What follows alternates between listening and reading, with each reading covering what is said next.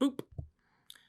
Happy Tuesday. Today is Tuesday, February the 9th, 2021, and today's daily Bible readings come to us from Psalm 102, 12 through 28, 2 Kings 8, 1 through 6, and then Acts 15, 36 through 41. I'm going to look at Acts, and I'm going to talk about paroxysms.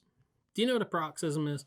A paroxysm is an outburst, right? If somebody has a paroxysm, it's an outburst, but it's not just an outburst. It's like, it's a really angry, sudden outburst.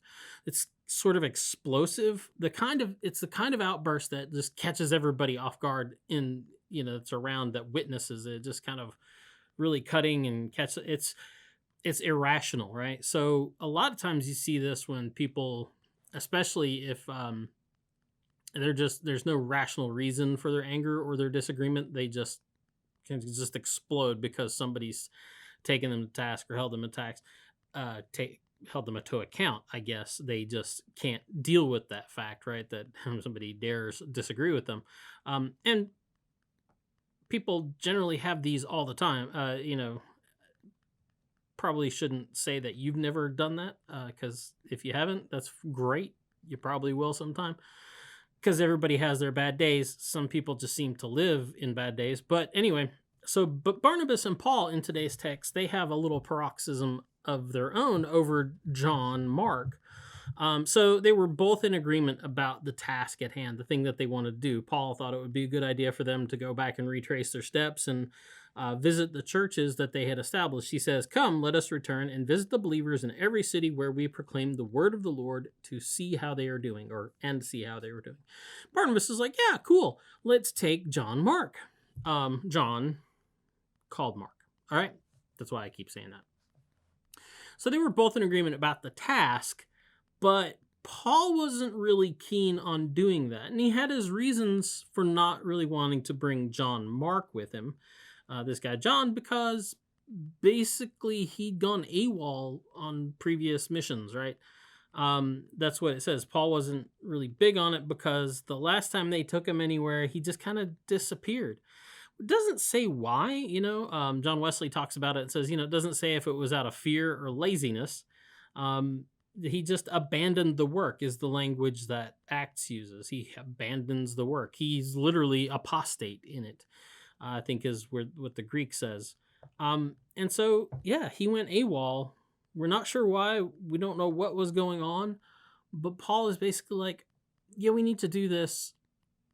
I get it. I like John too, but we can't count on him. We can't rely on him. And they really needed people they could count on and rely on in this. If they're there to do this and disciple these churches, they don't need to be wondering about where's John. So we don't know why. We don't know what the deal was that he did. But Paul says, I don't think we need to take him. I don't think that would be a good idea. Barnabas seems to take it personally. See, John Mark was Barnabas's cousin. You can go see Colossians. There's evidence of this in Colossians. So Barnabas takes issue with Paul's rejection of him and the criticism of John's behavior. And it says in here there's a sharp disagreement between them, and they parted ways. Well, the Greek word is paroxysmatai, which is the root that we get paroxysms from, right?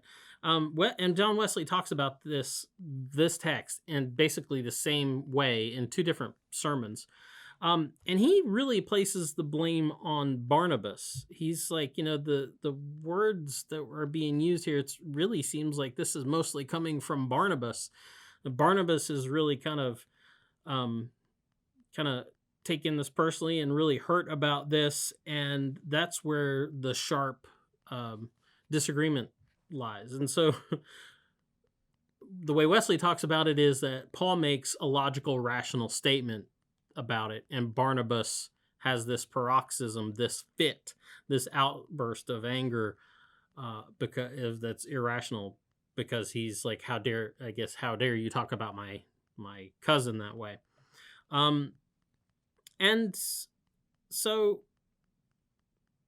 Wesley is interesting because he also goes out and points out that Barnabas's actions kind of prove that Paul was right, and apparently this willingness to just abandon the work runs in the family, because what does Barnabas do? He takes John and gets on a ship and goes to Cyprus. He's like, forget you, I'm taking John, we're doing our own thing. So and at which point Paul grabs Silas and they go do the work, right? So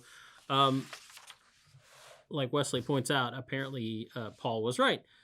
But that's not really the point of this. I'm glad you probably are glad I'm finally getting to this. Wesley blames the paroxysm, the whole outburst, on a failing of love. He's pretty consistent in these two references to it.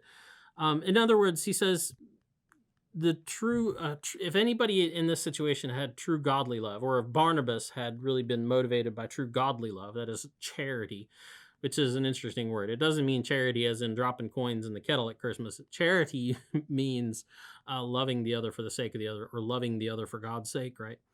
And so he says, if there had been true godly love involved in this, it wouldn't have led him to abandon the work in anger, right? He wouldn't have just walked away because he was so angry because somebody disagreed with him, or somebody dared disagree with him, or because somebody had called his cousin on account. So, paroxysm much? Have you ever had these? I mean, surely if you're honest with yourself, you could probably remember times in your life. Maybe you've gotten control of it, and maybe you can think about things in your childhood. Good for you. I don't know that I trust that. But we have a lot of paroxysms lately. People suffer from this all the time. Have you ever left off important work due to this kind of thing? Because people have done things that have just jaded you, and it might be rational. Not rational in the sense of, logic, but, it might be reasonable that you just lost your stuff because somebody made you that angry. But have you ever left off the really important work because of it? It's a temptation, and I think it's a temptation that a lot of us have suffered over the past year. And has the church's responsibility to do the work of Christ been left off because of a sharp disagreement that wouldn't have been if the parties were more charitable towards one another, towards each other, for Christ's sake? In these days, like I said, it seems a serious temptation and a big risk for individuals and for the church. Paroxysms, they're not good. Anyway, that's the DBR for today. Go forth, have a good day. We'll be back tomorrow. Boop your nose. Boop.